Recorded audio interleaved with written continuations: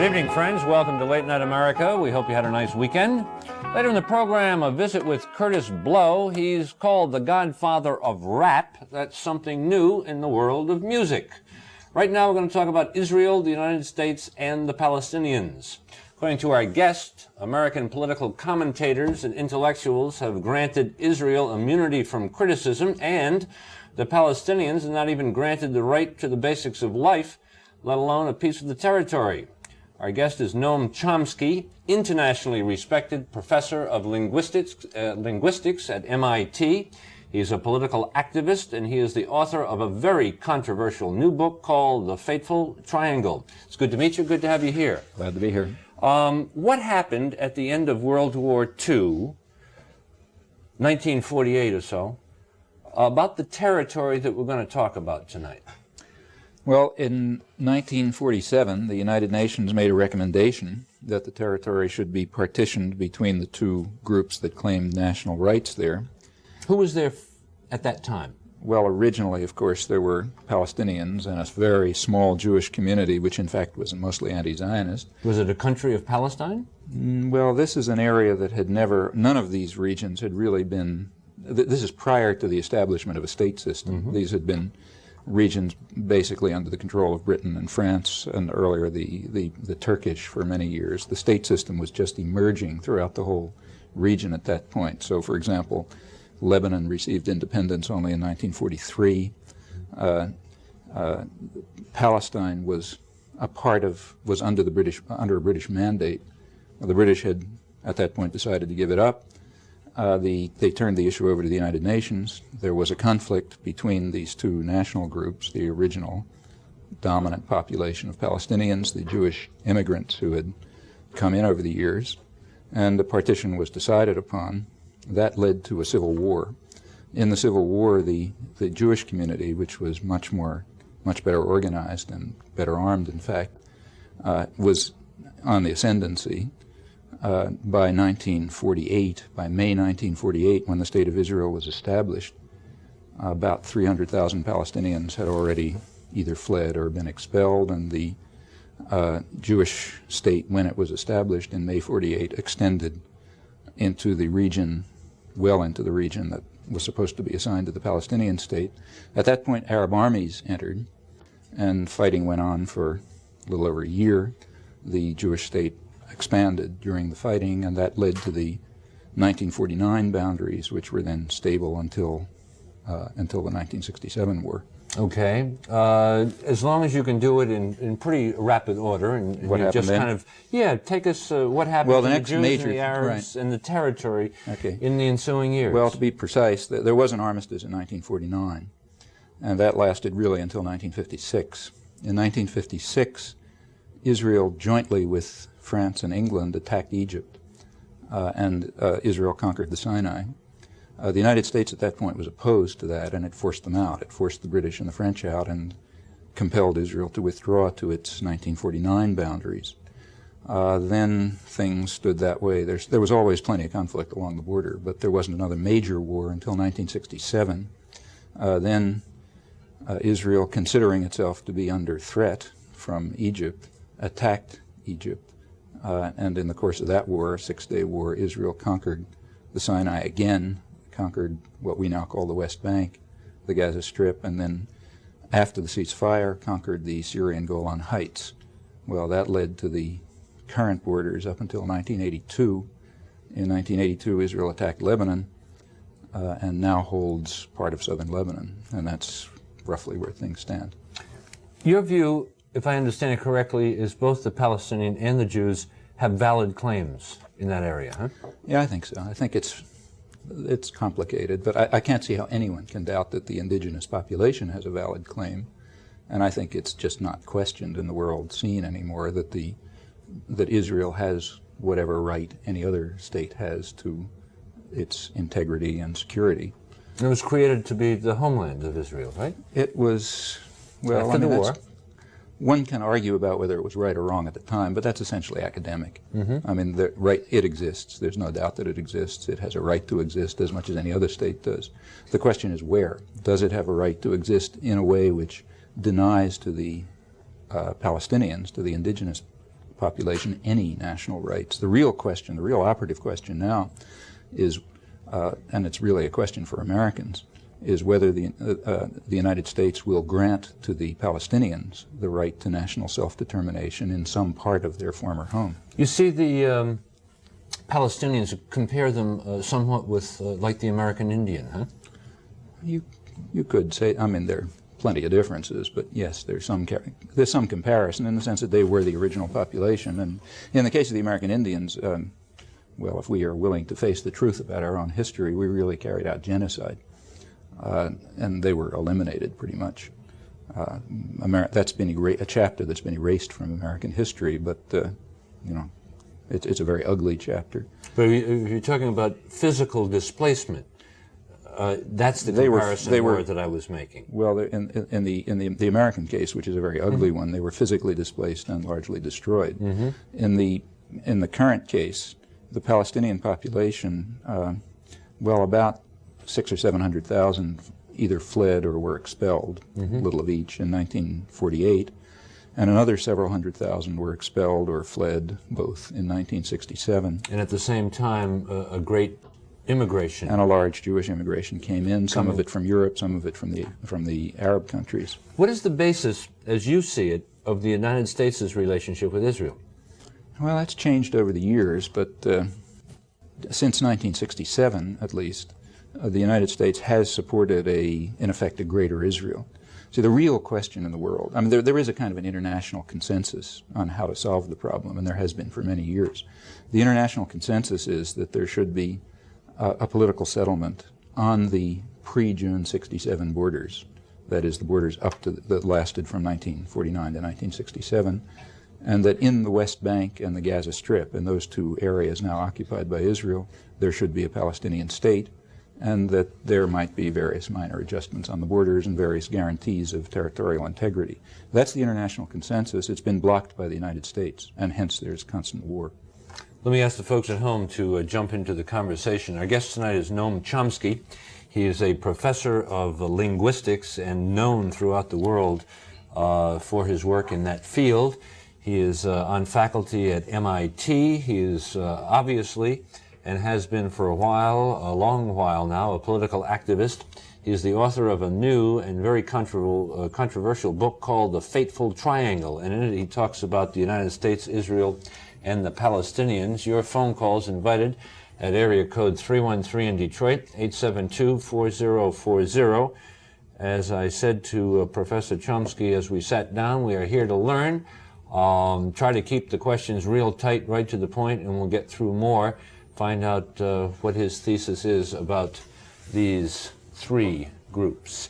Where do you see, you said something as I went to ask the folks to jump into the fray here with their phone calls, that you say that the United States has blocked That's right. from happening that which is the international consensus. Can That's you true. go that for us? Yes, just to give a few high points, in February 1971, Sadat, who was then Prime Minister of Egypt, offered a political settlement, a full peace treaty on the internationally recognized borders.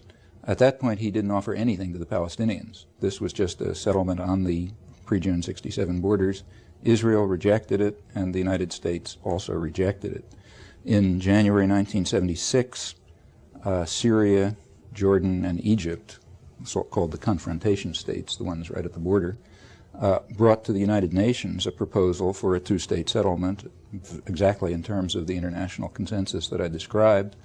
It was rejected by Israel. It was vetoed by the United States. That one, incidentally, was backed by the PLO. In fact, it was actually prepared by the PLO. It was also backed by the Soviet Union, by Europe, by just about anyone in the world. And since then, there's been a repeated, this has gone on. I mean, just to take the most recent case, in April and May of last year, 1984, Yasser Arafat, the PLO chairman, offered negotiations with Israel leading to mutual recognition. That's the most that one can conceivably ask. That was rejected by Israel and simply disregarded by the United States. Where do you see the PLO fitting into the whole equation here? Well, the PLO has the same kind of legitimacy that the Zionist organization had in the 1940s. Palestinians have made it absolutely clear under Israeli occupation, in the Palestinian exile, everywhere, that they recognized the PLO as their representative, as their national organization. And there's any reason that to deny the PLO participation would be like having denied the Zionists' participation Do you in the see the 1940s. PLO as a terrorist organization? It's terrorist in the same sense in which the Zionist organization was terrorist, and in the same sense in which just about any national movement, including our own American Revolution, was terrorist. I don't know the case of a national movement anywhere that didn't involve terrorist elements. Was the Zionists as bloody as the PLO? Easily. In fact, if you look at the history, the history of Zionist terrorism goes way back, and it's in fact continued through the existence of the State of Israel. I don't say this in any particular criticism of them specifically. That's characteristic of national movements. I mean, George Washington and his associates also had terrorists too. You're a Jew, right? Yep. How do your fellow Jews look upon the position that you are putting forth here? Well, it depends which ones. For example, in the United States, they're very adamantly opposed to it. On the other hand, in Israel, I'm not out of the spectrum of discussion. You say the Israeli press is much more critical of what Israel does than the American press. Why do you think that's true? Is it true? Well, the Hebrew press in Israel happens to be a very lively, and which I follow closely, is a lively independent press which includes quite a broad range of opinion and discussion. And my own for example, I've been asked to write for the mainstream Israeli press. I would be misleading you if I said I'm in the center. I'm not. I'd be at the outer limits of the dovish position, but I do speak for positions which are represented within the Israeli spectrum of discussion. That is, there are groups there who also believe, as I do, that a two-state political settlement is the only alternative to real disaster. Do you foresee a criticism of Israel as often being portrayed as anti-Semitic? Well, there is a line among American Zionists trying to undermine criticism of Israeli policies by appealing to anti-Semitism. I think that's quite disreputable. Undoubtedly, there are anti-Semites. It exists. But criticism of the policy of Israel is just as legitimate as criticism of the policy of any other state. And it doesn't involve any racist element necessarily. I would assume that one of our callers will bring it up. I know you have some rather strong thoughts on the subject of the invasion of Lebanon. Noam Chomsky is our guest. He is professor of linguistics at MIT, political activist, and author of The Fateful Triangle. Your phone calls coming up next on Late Night America.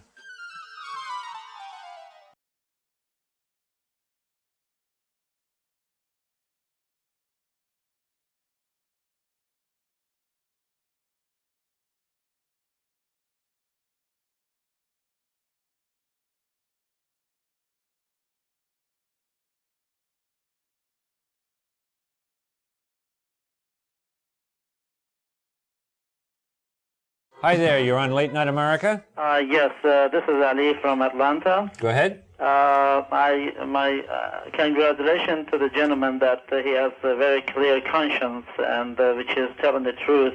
And American people have been denied this truth about what is really happening.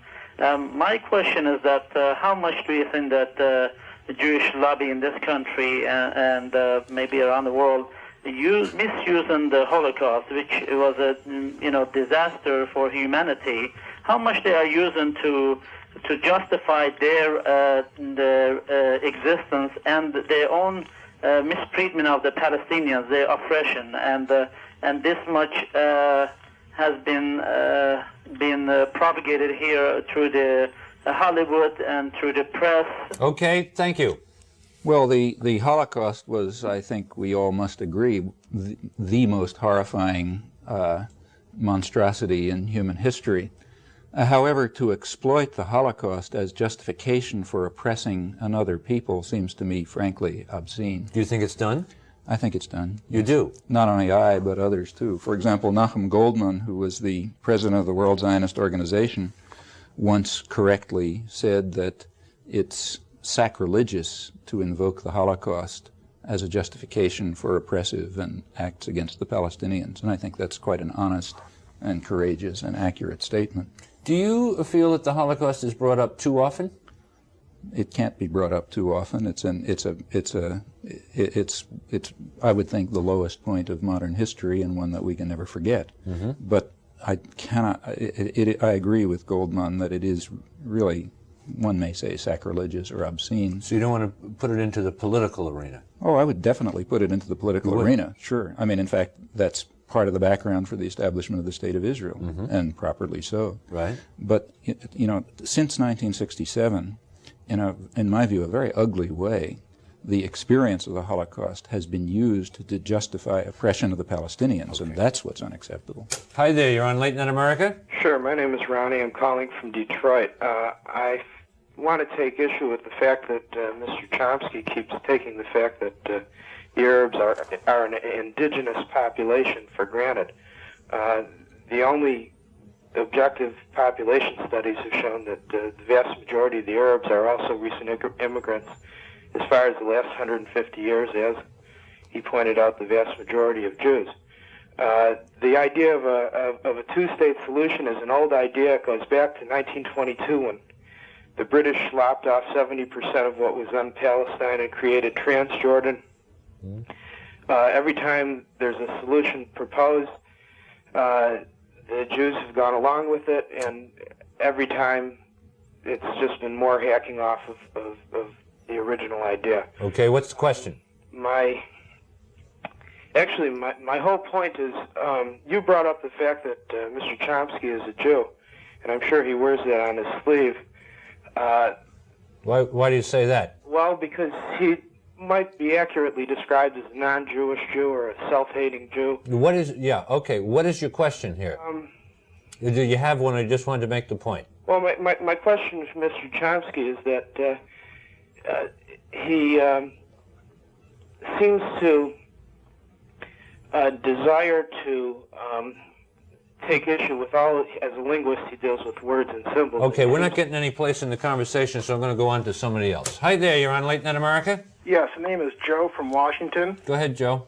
I'd like Mr. Chomsky to comment on an observation. First of all, I would like to know whether he would agree that most of the countries in the Middle East have a pro-Western, or historically have been pro-Western in their attitudes. Most of the countries in... Witnessed by the fact that Islam and communists don't mix, witnessed in Afghanistan. And would he agree that the major intrusion of Soviet influence in the Middle East can be directly... the Soviet influence in the U.S. in the Middle East is there because of our one-sided policy toward the Israelis, and that movement toward a settlement would more or less negate any further aid to the State of Israel, because it's coming to $5 billion this year. We're asking our farmers and other people to take cuts in their subsidies, and the Israelis are coming in and asking for $5 to $6 billion worth of foreign aid. Okay. Well, there are many aspects to that, but let me focus on the last one. We should ask ourselves what the assistance to Israel is for, and I think if we do, we will discover that we are providing funds to Israel not for its security, but rather to support its settlement in the occupied territories and to support its capacity to attack its northern neighbor. And I don't believe we should be doing that. I think that's a disaster for the Palestinians, it's a disaster for the region, and it's also driving Israel to disaster. It's leading it to become basically a Sparta, a militarized state without a viable internal economy, which exists by the sword, and which will ultimately be destroyed as a result of the policy we're pursuing. So I think that what we call aid is in fact a disastrous intervention. I think we should move towards a political settlement of a kind which has been available for a long time, but which we in fact have blocked. As we go along to the phone calls, let me just say something out loud, because we're all in this together. Don't try to make a 14-page public statement. Take your best shot. Mr. Chomsky's been around. He can handle the tough ones. Any question worth its weight in salt is you can boil it down to about 12, 15 words. And let's whip through some calls here, all right? Hi there, you're on Late Night America? Hi, this is Cam from Tennessee. Go ahead, Cam. Mr. Chomsky, I see Arafat as pretty much a moderate, and he has gotten into an awful lot of trouble by being so. He was almost kicked What's out. the question? What is the question? Well, if he was to negotiate a settlement with Israel, could he hold on to power? And if the other two PLO forces got into power in the Palestinian state, they would definitely be a threat to Israel. So what would be his chances of holding power? Well, Arafat represents the mainstream of the Palestinian organization. He has overwhelming support within the occupied territories. We know that from Israeli-run polls. And he's strongly supported by Palestinians outside. You're right that there are other factions. However, to think of the Palestinian state as being a threat to Israel, I think, is frankly ludicrous. Israel is one of the most powerful military forces in the world. The Palestinian state would be lucky to exist. It's the state that would have the security problem. I would think that you're right. You're right in thinking that there might be conflict within the Palestinian state, just as incidentally there was considerable conflict within Israel in the early stages. But that would probably be ironed out, and I think there's every reason to expect that the Arafat faction would emerge dominant, and it's essentially a conservative nationalist faction. Do you think he could serve in any kind of a leadership role and have the respect of other countries and other peoples around the world? He would have whatever respect a tiny mini-state can have in the world. He'd have the respect, say, that Luxembourg can have. He as a person? As a person, he's, well, yes, certainly. I can't believe that. The image of Arafat in the United States is very distorted. He is, as the caller said, recognized worldwide as a moderate spokesman for Palestinian nationalism, and that's accurate. Hi there, you're on Late Night America? Hi, my name is Eric. I'm from Washington, D.C. My question to Mr. Chomsky is the following. He stated that to have a separate Palestinian state would bring stability to the region. Now, my question is this. If you allow a separate Palestinian state, if you introduce the state there, and especially with the PLO who has Gaddafi ties, reputedly Gaddafi ties, and Soviet Union ties.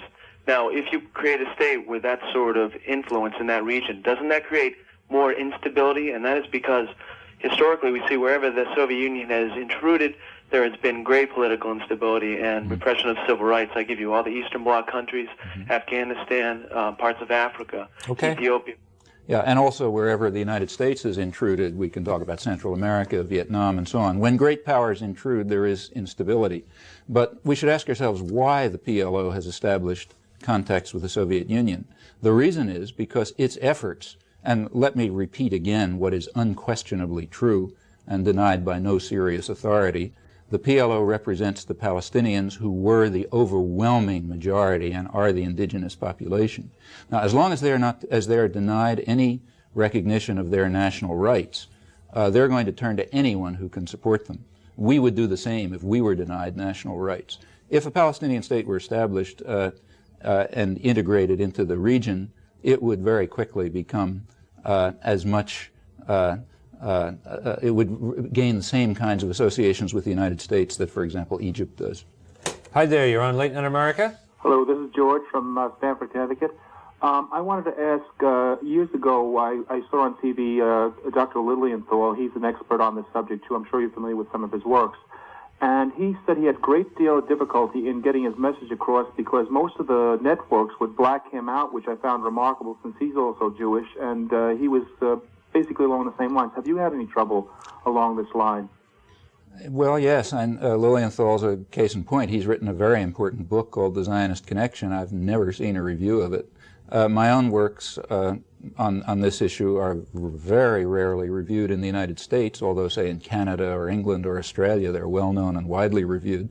In fact, there has been an overwhelming dominance in the United States of a very specific point of view, and I think it's also the wrong point of view, and these questions have never been able to enter the arena of public debate. That's a great tragedy. But this new book is being reviewed. Not in the United States. Outside, but not in the United States. It was reviewed in the New York Review of Books, but not in the American press. It's very striking to contrast the United States and Canada. Here are two very similar countries. Right. The issues in that book are basically about the United States. They're much more germane to American interests. In Canada, it's been reviewed in just about every newspaper, financial newspapers, local newspapers, the weeklies. What do you think's going on there? There or here? Here. Well, what's going on here is that it's a very unpopular position. It's critical of American policy, and the press does not want that to be known. We must face that fact. You're accusing the American press of protecting the American government? That's exactly the truth. The press here has a misleading image of being critical of the state, but that is simply untrue. The press is quite subservient to state interests. What's one thing that's been sticking in your craw for about 5 years that you haven't been able to say out loud that you really want people to know? For what I'd said before, for example, there are very few people in the United States who know, although outside it's well known, that the United States has been leading the rejectionist camp in the Middle East. Very few Americans are. It's very striking that American polls. Isn't President Reagan got an initiative on the table now? That's right, and it's a rejectionist initiative. Reagan's initiative rejects the idea of self-determination for the Palestinians. Furthermore, it does say that the Israelis are going to have to accommodate the Palestinians in some way, shape, or form. But with no Palestinian state. That's like as if suppose someone had said in 1947. The Jews are allowed to have self-determination, but without participation of the Zionists and without a Jewish state. That would have been ridiculous. But that's what Reagan is saying about. So what do you say that Reagan is saying? What Reagan, in fact, is saying. What is that initiative all about, as you see it? First of all, the initiative was about nothing because he withdrew it within about a week. Recall what happened. This, again, is not said in the United States. Reagan's initiative came out on September 1st, 1982. It was immediately rejected by Israel. Reagan called for a settlement freeze. Israel immediately stated that it was going to radically increase settlements. Now, what was Reagan's reaction? His reaction was to call for an increase in the already enormous subsidy that we give to Israel. The Congress, the Democratic Congress, then said, no, let's increase it even further. Now, that's a message to Israel saying you're doing just the right thing. You're doing just what we want you to do. In fact, the Reagan initiative was killed by the United States. Why are you saying? If what you're saying is all true, why do you think that the United States wants it that way? Because I think there's a split in planning circles in the United States about whether to accept the international consensus or whether to continue to maintain support for an Israeli Sparta, a powerful Israeli state which will serve American interests as a guardian of the Middle East. Are you saying the United States is looking upon Israel as some kind of like a battleship out there? Exactly. That was exactly the position formulated in the Nixon. You recall the Nixon Doctrine. The idea of the Nixon Doctrine was that there were to be the surrogate states that would control their own region by threat of force, and that this would all be done within the overall framework of American power. Now, in the Middle East, the Nixon Doctrine specified Iran, then under the Shah, and Israel as the major military forces which would guard American interests. And now, with the Shah gone, Israel is the only one. The position of the United States has been to create a dependent Israel, which is a highly militarized, technologically competent state that can serve American interests. That's very dangerous for Israel and for the world. But didn't the United States just put the screws to Israel and say you better clean up some of that inflation and some of the way you're running your country, or else you're not going to get as much money that you asked for? Well, they're trying to get them to I mean, the Israeli economy is true, though. That is true, but you see, we still are providing Israel with the force to maintain. We're providing them with the subsidy which allows them to settle the occupied territories and to maintain the invasion of Lebanon, and we have rejected the peace settlements. That's the crucial thing. For example, when Arafat made a very reasonable offer, there couldn't be anything more reasonable than negotiations leading to mutual recognition. The United States did not even respond. Hi there, you're on Late Night America? Yes, this is Walter from Alexandria, Virginia. Hi, Walter. I have a short statement and a short question. How about a short question first? Okay, the short question is, I happened to see the show when you had Minister Louis Farrakhan on your show, and he was saying that Israel wouldn't have any peace as long as they would negotiate. And I was wondering if your guest agrees or disagrees with that. Well, I agree. As long as Israel refuses to accept the right of self-determination for the indigenous Palestinian population, there will be no peace. There will be a situation of constant conflict. Ultimately, I should add, that's going to lead to global war. It has repeatedly brought the superpowers into very close to conflict, and sooner or later it will. I want to take another call here. Hi there, you're on Late Night America? This is Faye from suburb of Buffalo, New York. Go ahead, Faye. I'd like to ask your guest, In the history of the world, and as a result of many, many wars, there have been many, many displaced people. With the existence of Red China, with the existence of Pakistan, right now in Cambodia. And I would like to ask him why at no other time in history has a group of people remained displaced for 40 years and remained a big political issue, and why this one difference exists with the Palestinians. Well, I can think of one other example. For example, the Jews who were displaced for 2,000 years and have now demanded and received their right of self-determination. If that's legitimate for the Jews after 2,000 years, I would think it's legitimate for the Palestinians after 40 years. Hi there, you're on Late Night America. Yeah, Chuck from Syracuse, New York. Hi there. I'd like Dr. Chomsky to comment on the Palestinian mandate, which presently calls for the destruction of the State of Israel, which certainly is not a moderate stance. The Palestinians have had the opportunity at several of their congresses to divorce themselves from that particular position just recently in Jordan with King Hussein. If you could comment again on that. Thank you. You meant the Palestinian Covenant, not the Palestinian Mandate.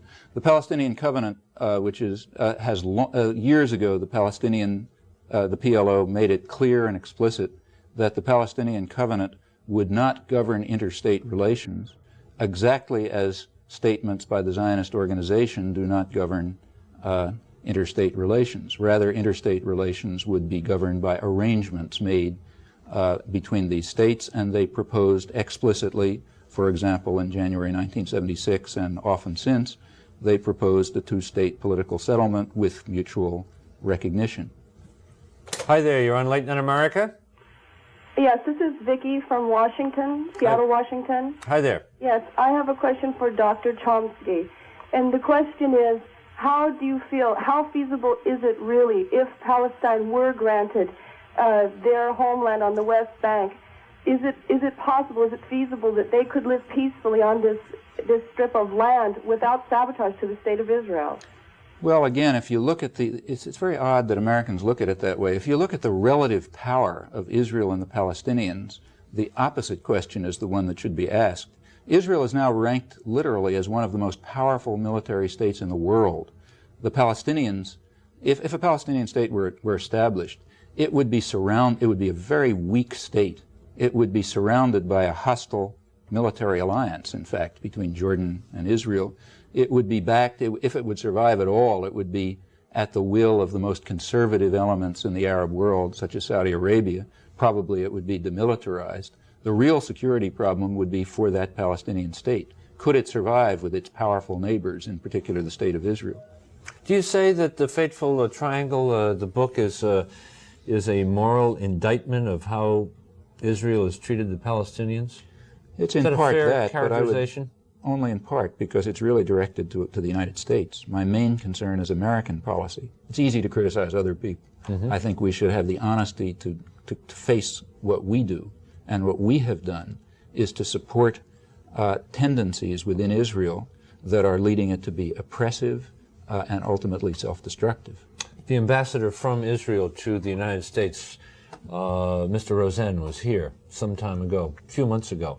And I think I recall him saying rather clearly that the State of Israel perceived those countries around it to be the enemy, and that if they all had their druthers, Israel would be out of existence tomorrow. And yet you say that Israel is afraid, and I would counter by saying, with that kind of talk, and the kind of signals that they have gotten from so many different countries around them, wouldn't you be afraid as well? Or you're saying that the fear is ill-founded? Well, I'm not saying the fear is ill-founded. In fact, but remember, it works the other way too. The Arab countries are very much afraid of Israel, and for good reason. Israel, since the beginning, since 1947, in fact, Israel has been the dominant military force in the region, and by now it's just by an overwhelming measure the dominant military force. Now, the fact is all the states in the region have reason to fear one another. In fact, the Arab states also fight among one another. It's like Europe. You know, throughout most of the history of Europe, every state had a reason to fear every other state. Well, the way out of that is to try to create political arrangements which will mitigate those fears. And there are such possible political arrangements. In fact, the international consensus, which the United States blocks, is one such arrangement. Are you optimistic or pessimistic in a word? Very pessimistic. Pessimistic. The Fateful Triangle is the title of Noam Chomsky's new book. He is professor of linguistics at MIT, political activist, and if you want further reading on the subject that we've been tackling for the last half hour, including an incredible amount of documentation, this is the book. We thank you for being with us. We're going to take a little break, friends. When we come back on the other side, we're going to learn something about something called rap music.